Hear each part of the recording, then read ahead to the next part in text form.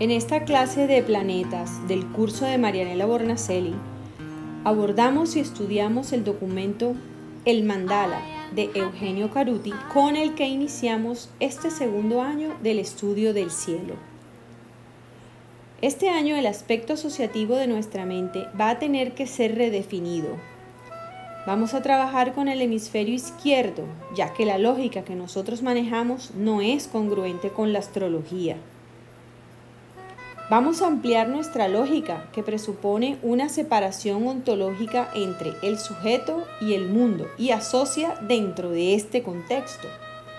Para ampliar nuestra lógica, vamos a conectarnos con la astrología como un hecho vital, como una vincularidad intrínseca entre cosmos y tierra. Nos dejaremos transformar por la astrología. Dejaremos que la astrología se vaya diciendo a sí misma y que al escucharla nos obligue a redefinir nuestras maneras de estructurar, y haremos un trabajo mucho más vinculado con el plano lúcido. Vamos a partir analizando un símbolo fundamental que nos falta considerar: la carta natal misma, es decir, el símbolo dentro del cual todos los demás símbolos se manifiestan, el más amplio de todos, el que tiene las claves de cómo se estructura este espacio. Este símbolo, en lenguaje simbólico, con un círculo y una cruz, está simbolizando una relación entre el círculo, esto es, lo infinito, lo que no tiene forma, el cielo, y la cruz, que remite a 4, es decir, a Cáncer, esto es, lo que tiene forma, lo que tiene límite, la materia, la tierra. Entonces, el símbolo está expresando el cielo en la tierra, lo infinito en lo finito.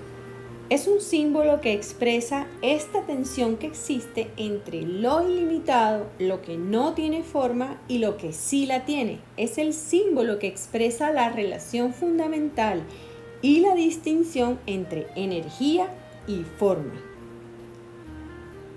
La carta natal es una estructura que expresa esta tensión entre lo que no tiene forma y lo que sí la tiene. Entonces, hay una cierta lógica en esta tensión entre lo finito y lo infinito, y esto es lo que vamos a trabajar. Como tal, el símbolo de la carta natal es un caso particular de un tipo de símbolo llamado mandala. La carta natal es un mandala, y hay mandalas de distintos tipos, pero que siempre responden a la misma lógica. En el pensamiento moderno, quien ha estudiado mucho los mandalas es Jung. Toda la psicología junguiana se sostiene en los mandalas. En los mandalas se dan los arquetipos, así como en el mandala astrológico se dan los signos astrológicos, que también van a contener arquetipos. De hecho, lo que ha estudiado Jung es que el psiquismo humano, la psiquis humana, espontáneamente genera mandalas para sintetizarse a sí misma. Es decir, al organizarse a un nivel profundo, la psiquis genera mandalas. Y de hecho, los seres humanos generamos mandalas en acontecimientos tales como la fundación de una ciudad. Cuando se funda una ciudad, lo primero que se traza es un mandala, la plaza. La ciudad se organiza alrededor de la plaza porque es un símbolo de centro, es un símbolo que centraliza y organiza el espacio.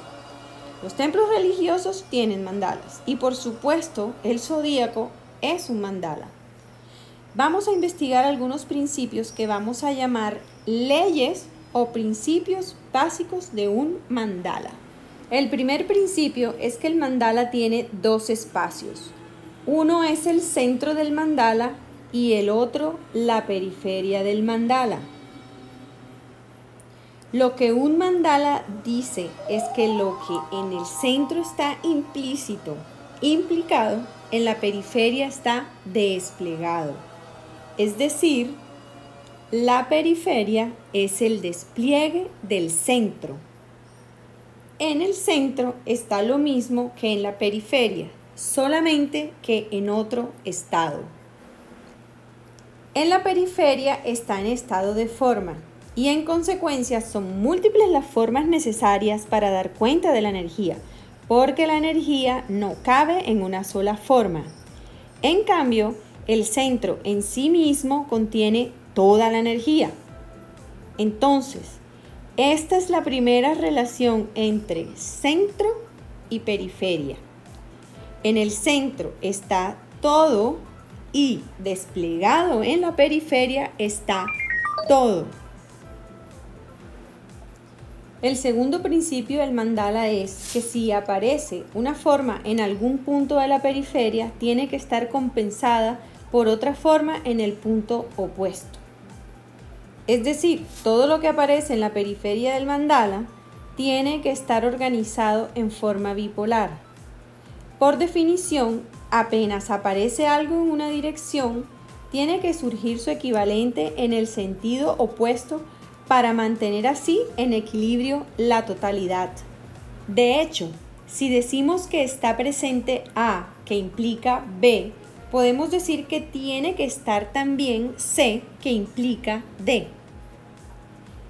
Es decir, para que esto sea un mandala, en el mismo momento en que se manifiesta algo en la periferia, tienen que manifestarse los otros puntos, manteniendo así el equilibrio de la totalidad.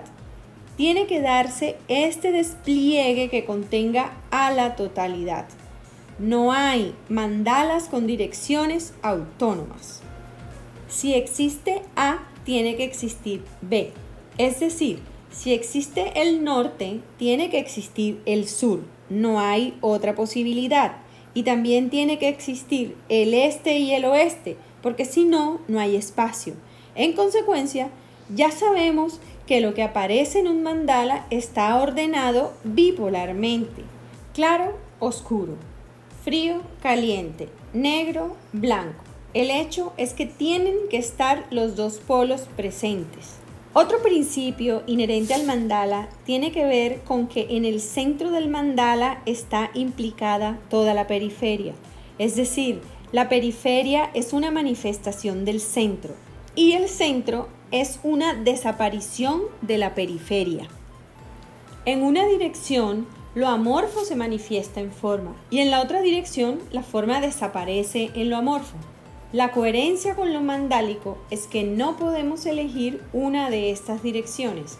No tiene sentido decir que es una u otra. En un mandala, si es cierta una dirección, entonces necesariamente tiene que estar presente la otra.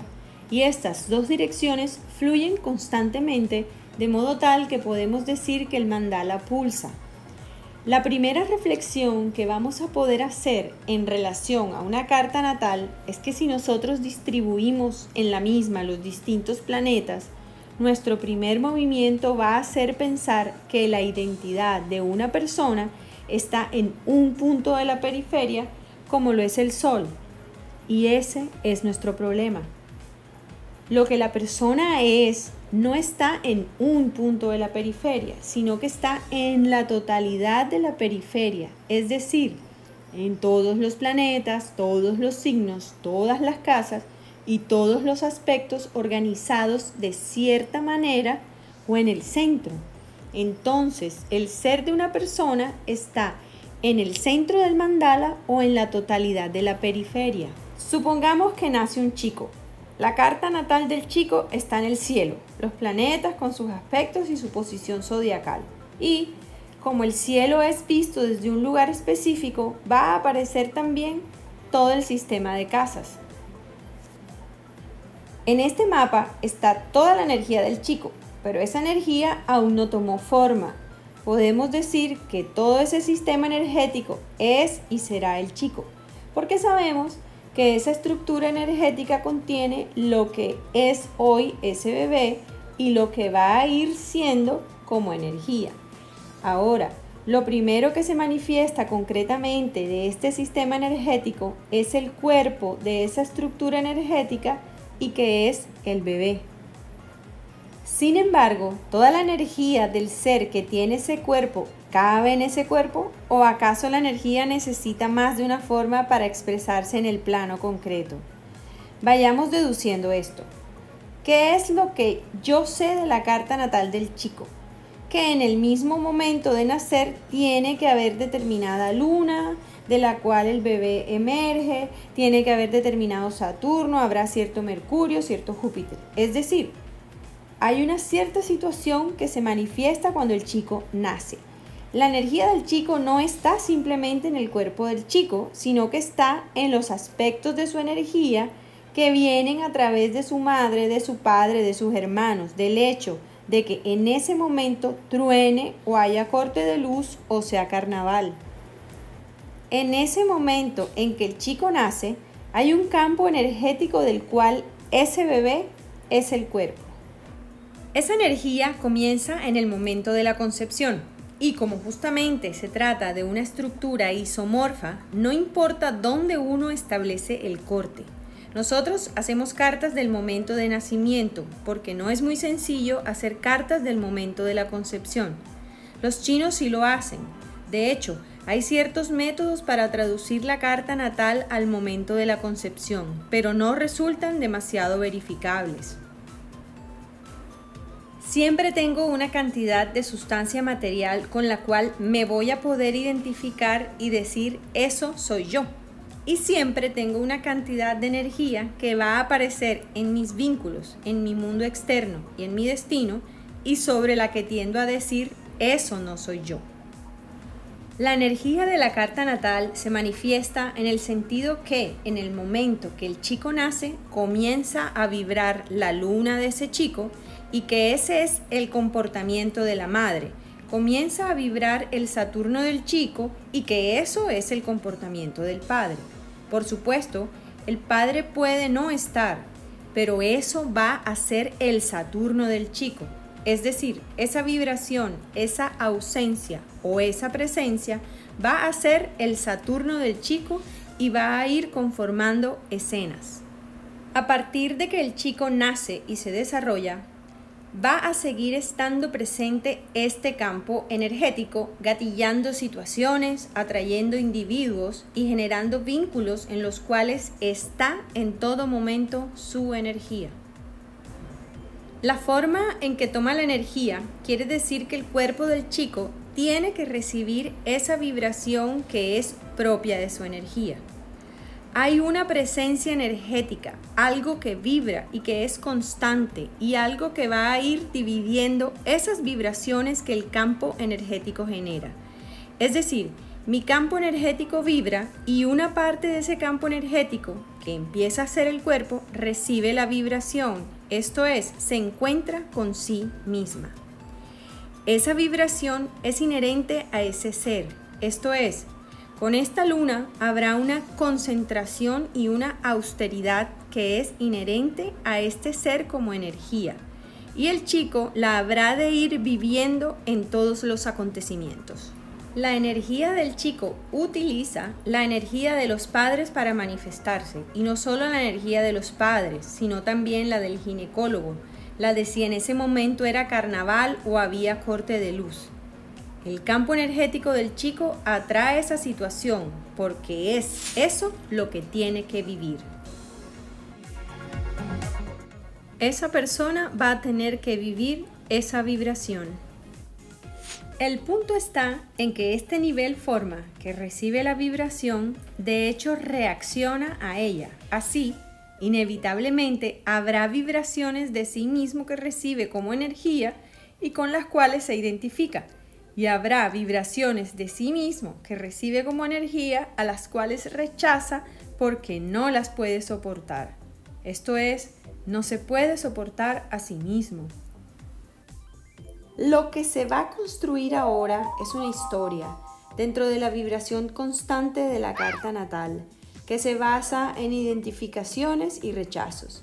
Identificaciones y rechazos respecto de aquello que me toca vivir, pero que inevitablemente no puedo vivir. Esto es, que no puedo entregarme a vivir totalmente dentro de lo que es la evolución de un chico. Se va tejiendo una estructura psicológica y que no coincide con la estructura energética.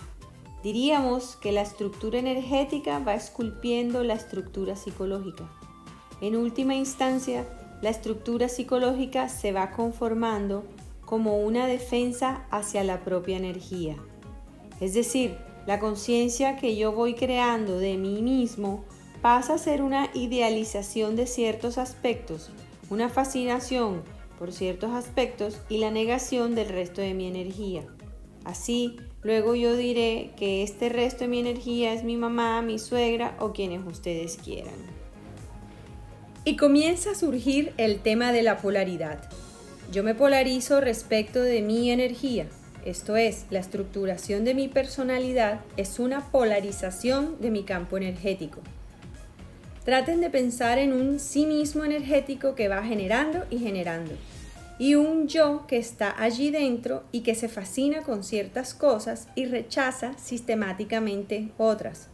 Por cierto, cuanto más se fascina con ciertos aspectos, más va a rechazar otros. Empieza a jugar lo consciente y lo inconsciente, porque habrá todo un discurso que valoriza ciertos aspectos por un lado, mientras que por el otro aparece una presencia vinculada con lo oscuro y que podrá constituir sensaciones entremezcladas de culpa y omnipotencia. El campo energético constantemente va a repetir sus vibraciones bajo distintas formas y situaciones. Esa repetición no se da porque uno esté castigado, sino porque uno es eso. El campo energético repite del mismo modo que el espejo repite mi cara.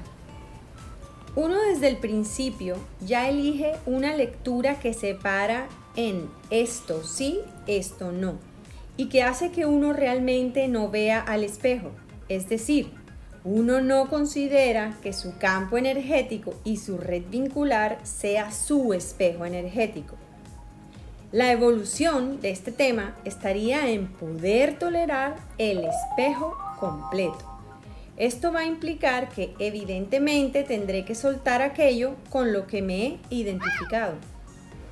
Por ejemplo, Saturno es una vibración que tarda muchísimo tiempo en irse incorporando, lo cual se irá haciendo a través del vínculo con el padre, del vínculo con las autoridades, del vínculo con la sociedad, gateando y chocando contra la mesa, entre otras. Cuanto más la estructura se estabiliza en una cierta identidad, el resto del campo energético comienza a reiterar la vibración y entonces aparece como un destino recurrente. Y cuanto más polarizado esté el sujeto, más masivamente necesita que se haga presente la cantidad de energía que yo excluyo.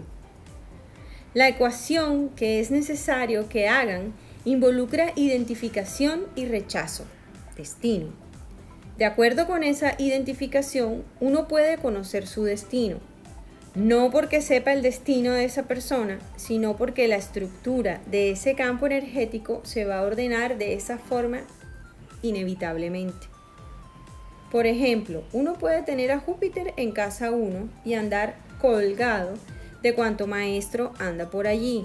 Es decir, puedo ser enormemente jupiteriano, pero sin poder identificarme con esa energía, ya que hay otros aspectos que me impiden hacer síntesis y por lo tanto necesito que haya un Júpiter a mi lado, pero en la medida en que vaya abriendo mi energía va a ser cada vez menos necesario esos volúmenes de Júpiter externo. Entonces, la posibilidad de que mi medio se modifique depende de que mi conciencia de mí mismo se modifique. Es un movimiento continuo adentro, afuera. Al principio lo padezco porque no me puedo reconocer y en la medida que no me pueda reconocer con lo que está sucediendo afuera, va a producirse la polarización. Lo que uno siempre tiene es una red de cartas natales que coexiste y en la cual se produce lo que yo llamo destino. Podemos decir que para que haya destino tiene que haber estructuras congruentes porque si no, no podemos participar juntos de un mismo acontecimiento. Entonces, los otros son el destino de uno y todos codestinamos. Y es aquí donde aparece el tema del cambio de lógica. Es decir, empezamos a darnos cuenta que nuestra lógica es causal en una dirección. La astrología no nos va a permitir sostener causalidades unidireccionales. No nos va a permitir privilegiar nuestro punto de vista. La manifestación del propio destino es una manifestación de la propia energía. Durante todo el despliegue de la vida está presente una vibración, lo que es, lo que soy. Eso está presente, eso vive, eso vibra, eso genera y en eso yo voy creciendo y decreciendo. Lo que crece, el yo, la personalidad, lo que yo creo ser, puede estar rechazando sistemáticamente lo que profundamente e íntimamente soy y que siempre está. Pero también puede ir abriéndose y tomando contacto y dejándose abrir por eso que siempre está. A esta presencia pueden llamarla alma, yo superior, Atman o como quieran. Lo cierto es que hay una presencia energética. Hay algo que está presente desde el principio y que de alguna manera es inmutable e integrado. Y hay algo a lo que llamo yo, que va creciendo, desarrollándose dentro de ese campo energético, pero al mismo tiempo se va cerrando a ese campo. Es decir, habrá una pulsación que surge de ese cerrarme para estabilizar y ese abrirme para incorporar. Hay un ritmo, un pulso, hasta que eventualmente pueda expresar lo que la energía es. El tema básico aquí es el susto de sí mismo. Tenemos que llegar a darnos cuenta de que todos estamos asustados de nosotros mismos. Todos. Liberar nuestra energía nos atemoriza. Estas oscilaciones entre reprimir y liberar son movimientos propios de la polarización. Es muy común que uno pase por épocas de la vida en las que está muy identificado con ciertos aspectos de sí mismo, los que resultan congruentes y forman un bloque. Aunque mi campo energético esté lleno de intensidad emocional, me constituyo como una persona que toma distancia de todos y que no tolera intensidades emocionales. Ahí estoy polarizado y de lo que se trata de darse cuenta en este caso es que yo no soy ni tan intenso emocionalmente ni tan refractario emocionalmente, sino que ambas tendencias se refuerzan porque yo me opongo a aquella intensidad. Desde el punto de vista físico, nosotros no nos movemos con las constelaciones. Las constelaciones tienen movimiento y se van desplazando, y esto es lo que, por ejemplo, provoca el pasaje de una era a otra. Es decir, el movimiento de las constelaciones habla de las eras, pero no de los signos del zodiaco. En realidad, los signos del zodiaco están tomados como una pantalla sobre la eclíptica, tomando como punto cero aquel punto en el que se cruzan las órbitas del Sol y de la Tierra. Es decir, el zodiaco de los signos con el que trabajamos en la astrología personal, no la de las eras, se toma a partir de ese punto constante llamado punto vernal, cosa que ocurre todos los 21 de marzo aproximadamente. Este punto vernal marca el inicio del otoño en el hemisferio sur y de la primavera en el hemisferio norte, y a partir de él se cuentan los 12 signos. Esto es una relación abstracta interna al sistema solar y constante. Así, aproximadamente cada 22.000 años, el punto vernal coincide con la constelación Aries. Ahora, como nuestra astrología es interna al sistema solar, estudia esta relación de 12 signos. Y esta relación es y será de 12 signos porque se trata de una vibración, del mismo modo que hay 12 notas musicales. Muchas gracias y esperamos que el zodíaco, las estrellas, los planetas y los mandaras giren a nuestro favor.